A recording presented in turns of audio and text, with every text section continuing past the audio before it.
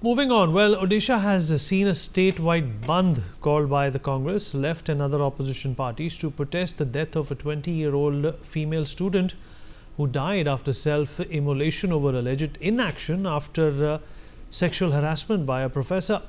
The areas impacted by the bandh were Jaleshwar, Basta, Soro, Baliapal, Bhograi and Bhubaneswar, of course. Well, we have seen videos of buses, cars, bikes being stopped and life being completely disrupted, while the case has caused a lot of anger in people as well. They've also demanded a proper investigation into the case and called for stronger measures to ensure the safety and justice for women in the state. Meanwhile, we have in the past 24 hours learned that the principal of this college in Balasore, Dilip Ghosh, ignored the internal committee report recommending removal of prime accused Professor Kumar Sahoo. The report had confirmed mental harassment caused by Sahoo while making no reference of sexual harassment, which is the charge levelled by the student who set herself on fire. The Odisha government has formed a fact-finding committee to ensure quick action in this case. We'll talk about this with our guests. In fact, joining us at this point in time to talk more about this on the show is Tahira Hassan. She's an activist. Also joining us on the broadcast is Sanjay Sahai, former IPS, Dr. Swati Jindal, advocate on record, Supreme Court, also with us on the program. Tahira ji, I'll begin with you. I hope you can hear me. Yeah. Tahira ji, you know, what really irks me at times or bothers me is, of course, what's happened over here, but it is also, you know, the rundown, dilapidated, usual response by administrative leaders and authorities of an SIT or a quick response or a resolution by roping in this and roping in that. What do you think needs to change here as well? Because this language, for more reasons than one, has become synonymous with inaction to me. Yes, here, you know, this I have already said in your program earlier that accountability must be fixed. If the accountability will not be fixed, the people will get away after committing heinous crime. Here, you know, this girl ended her life by self-immolation, by prolonged sexual harassment by this teacher of the college, you know, and she filed the complaint, proper complaint she filed. She seek help from the principal of the college, you know. Where do you expect her to go? She knocked the door of principal also. She seek the help from the principal, but all the complaint ignored.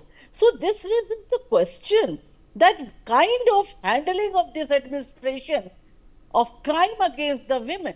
This is a very serious question. How they handle, they are supposed to provide security to each and every student, but they are not taking up the complaint of the student of their college.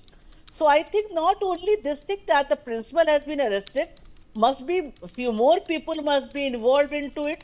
They all should be booked and should be punished properly, because one precedent should be set, otherwise our girls will not go out, parents will not send them to go for the higher education, and we just don't want it. It's very difficult to encourage the parent to send their girl for the higher education, for the education even. So what is happening is this, that this I think the patriarchy is also playing its role, that people are saying, oh, you will go to colleges and like that and study in the code, then what happens? This will happen. You know, so I think the punishment is stringent punishment, accountability must be fixed, and it should, and this whole case should be transferred, I personally believe, to CBI, because there, you know, the police will not be able to work properly the way it has been handled. I find it. So it's better to transfer to CBI, or judiciary inquiry investigation must be taken place into it. And the other thing is this, that I don't want to politicize it. I don't see as the Congress versus BJP or BJP versus or BJD versus against, opposition parties. It is simply a crime. When we start politicizing these type of crimes against women, we dilute it, you know. It should not be diluted. It's a high time. It should not be diluted. Don't take it. Don't politicize it. Nobody should be allowed to politicize it. Take it as a crime, and after Nirbhaya, we have very strong laws in our hands. They must be implemented properly. And the police sensitization is very important. Police must pick up all the evidences. And it's very sad this young promises bride girl ended her life, because system failed her. She lost all the trust in system. And this brave girl, I'm saying, because she had filed the complaint in proper way, then too, the principal did not take any action. Who stopped this principal not to take action? And I think internal complaint committee was also not very fair. And why they were not vocal, this is also question. These are the genuine questions which must be answered. Mr. Sahai, where do you stand on this? Obviously, I completely agree with Tahira ji that this is not something that needs to be politicized. Nobody also wants to get into a blame game with the agencies or authorities or the police. But the fact of the matter is that there are anomalies when it comes to how this internal, investigation or the lack thereof led to this young girl's death, her brutal death. Nobody is talking about the politicization of this particular heinous crime. Nonetheless, politicization is the only thing which happens in this country. Now, coming back to as to what is happening there, let's be very clear about the fact, and let's take it frontally that our systems are completely broken. So if you are thinking of that this is one odd crime, it is one odd crime which has accentuated to a level that we cannot digest. Otherwise, on a day-to-day basis, things of this nature are happening, and I'm forced to believe that, and there is absolutely no other way out. The role of the principal, not the role of the principal, I'll not get into that. It is primarily a complete mafia which has been operating in this country, and that is borne out by all the facts which we see. Now, I think the father of the girl, he talks about that the principal was forcing her to apologize to the harasser or face consequences shortly before the tragedy occurred. This is what the principal was doing. And the internal complaints committee, somewhere it is reported in the public domain that they wanted the removal of this particular professor. Now, what happened to that? Nobody has any idea. And only after meeting the principal, she goes and tries to self-immolate. So beginning till the end, we have any number of social media posts, and Tahira madam will bail me out, on which cases happen and on which variety of things happen, and people are behind the bar. This girl has been begging for action, and that nothing has happened. She went to the MP, there also nothing has happened. And the worst part is that end to end, there's absolutely nobody who has stood by her side. My personal understanding is this is the rotten state of affairs. And what if we pick it up only when crime of this nature happens? I don't think we are doing justice to improving the college management setup in the academic institutions. It has been happening all around the place, and with I think there will be brilliant investigation. These people go behind the bars, whatever the maximum punishment they give. But that is not going to improve. Big improvement will happen when we are able to enforce systemic changes. You don't have a counselor there. There is nobody to listen to her. And this fellow is the predator has been making overtures in a manner which is just unimaginable. So this fellow says he will bring down the marks. I think she was not allowed to take the exam also. So this is where we stand, whether we are talking about a heinous crime or it is a completely degraded system, a completely indifferent system, which is primarily operating on politics, on mismanagement, drawing favors, giving favors, and of literally any time and every time. I'm completely appalled. And every single time the same thing is happening. And it is not only the principal who is involved. This guy anyway, the second man is involved. Internal complaints committee, we don't know. And when this is happening day in and day out of the college, the faculty, nobody stands up. So I don't know. If we take it just as a crime and keep dealing it with from Arjekar to Fakir and to whatever, I don't think this is going to make any dent. And however strong your laws might be, the strength of the law primarily depends on the enforcement of the law. And after enforcement of the law, the failure of enforcement or a aberration or one case coming out of it as an exception, then the capability to invest in a manner as desired and take it to the logical conclusion, that is what is required. And then the opposition also. So they have a standard playbook. So you have to do dharna, you have to do protest, you have to do whatever you do. End of the day, they have finished their playbook and they will go home and they will say, as opposition, what we were supposed to do, we have done. So nobody actually cares. The whole political apparatus, and I will go to the extent of the bureaucratic apparatus also, nobody is actually bothered. In improving this, it is an uphill task to make our campuses both empathetic, really gender agnostic, so to say, and management which is objective, which can work proactively and is working in real time. It is dynamic and real time because it was not working in real time that this tragedy has happened. Okay, Dr. Swati Jindal. Well, these systemic changes are taking too many lives. These systemic changes are taking too much time, too much inertia. The wheels of the law are heavy and slow, and that's why a deterrent has not been created. Tahira ji brought in the Nirbhaya angle as well, which in recent memory for everyone on this panel is perhaps the most brutal case of harassment, murder and rape. That also does not deter people from doing what they have to do. What do you think is the solution over here? And this is not the last panel discussion we are likely to have when it comes to such episodes and such harassment. There is no fear of law. There is no fear of accountability. And that is why this environment has been created. See, if you look at the legal ramifications of what has happened, primarily considering that there were issues of sexual harassment that the victim had reported right before her death, we have an IC report purportedly that has agreed to the fact that sexual harassment was indeed done and that has recommended the removal of the accused from his posting. Now, the question remains that as per the POSH Act, which is the relevant act in cases of sexual harassment at workplace, when the IC had given its recommendation that the accused be removed, why was he not removed? Whenever the IC comes moved by the employer, who in this case was the principal being the head of the school.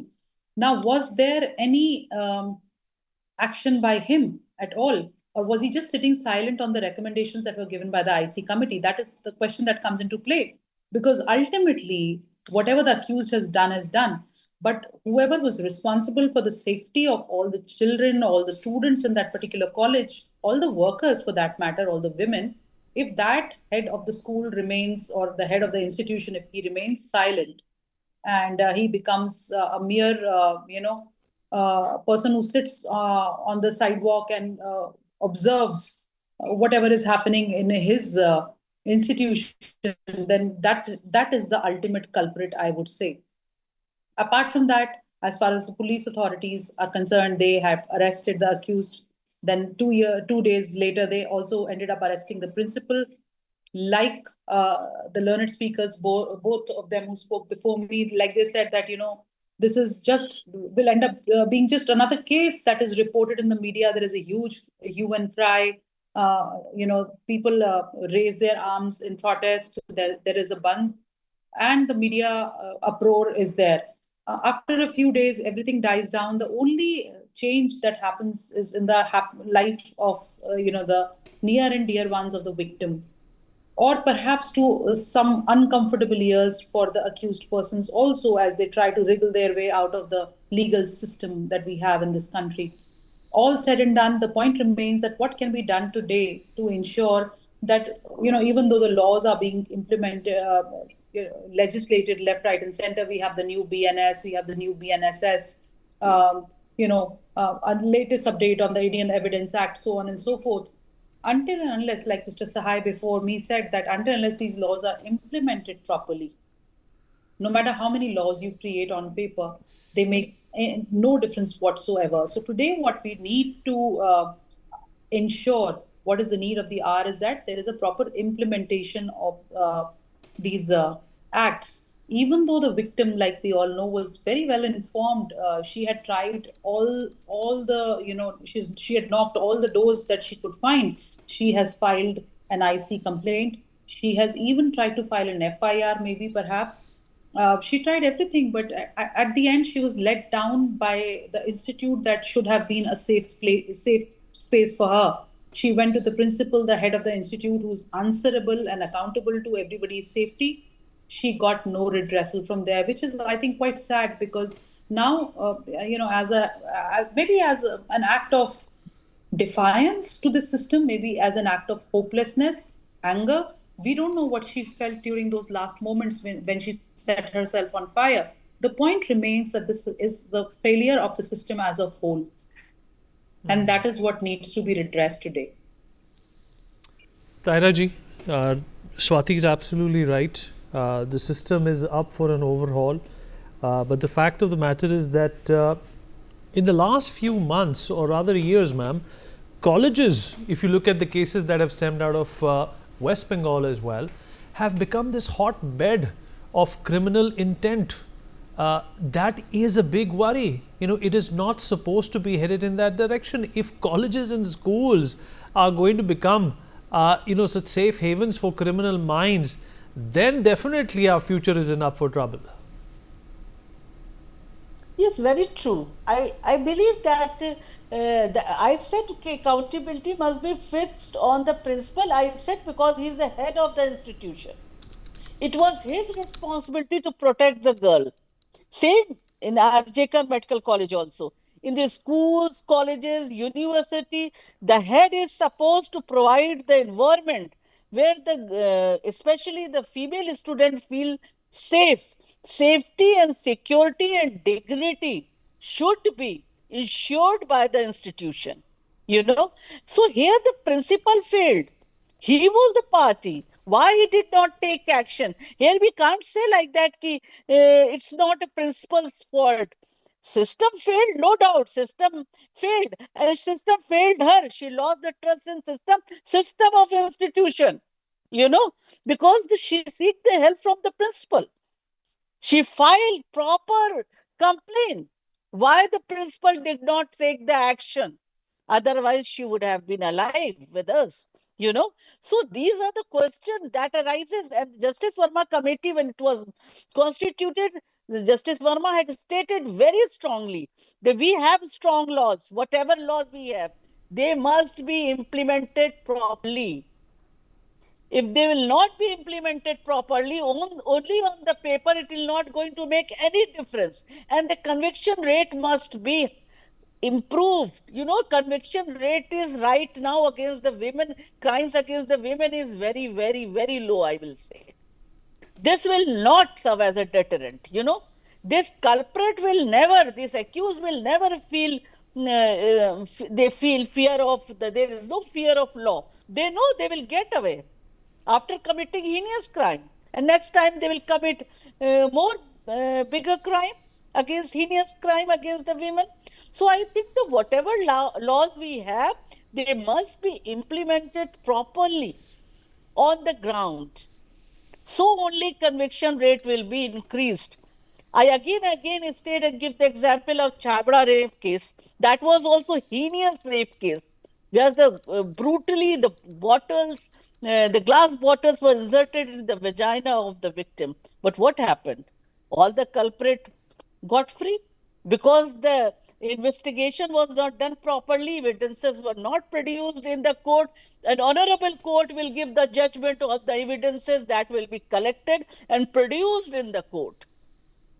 So system failed, completely failed. And here in institution, responsibility is not taken properly by the principal. Here the principal is a culprit, I will say. Very strongly, I will say, he is a culprit. He ignored all the complaint by this young girl who was the student of the college. And he was just trying to save this accused. It's very, very shameful. Mrs. Sahai, do you concur with Tahiraji that the principal is solely to blame over here? So it's not only about accountability here, it's also about professional conduct in educational institutes. Accountability is a very lofty sort of an ideal which we are talking about. Actually, on the ground, is not that he ignored or he was indifferent. I am repeating again and again that is the college campus or the college mafia which is operating, and that is how colleges are run, mostly the second grade and third grade colleges. So not only that he did not listen to or did not take any action, he was proactively operating on behalf of that particular HOD. So let's have it very, very crystal clear. And all what was happening in the college was very well known to him. He wanted this girl to apologize and variety of other things. She was not she was not permitted to take the exam. I think she was waiting outside the examination hall. He also knew that she has made an attempt to commit suicide earlier. So it's not indifference that he is sitting there and he is not aware of the fact. He is a proactive player in creating this inequitable sort of a system which favors, you can call patriarchy, you can call whatever frame of mind or a criminal frame of mind, whatever you can call it. So that's point number one. Point number two, Tahiraji has been talking about as to what is happening in the court of law and beyond. See, there are two sectors which you are touching primarily. So one is the law being codified. And the second is that once the incident happens, then how it is tackled by the police and then in the court of law. I think the major component is missing, and that is why we are falling into this trap over and over again.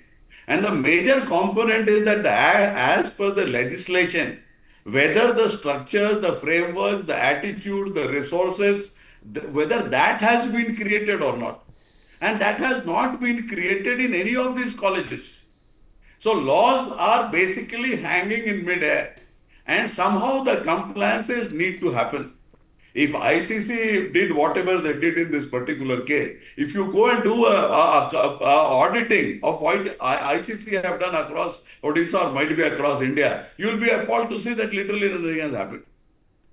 So I think the biggest missing link is the non-creation of an apparatus which will actually enable the law, enforce the law, work in a proactive, dynamic, real-time manner to check it wherever it happens. And the regulatory people, which is the education department, they are sleeping peacefully.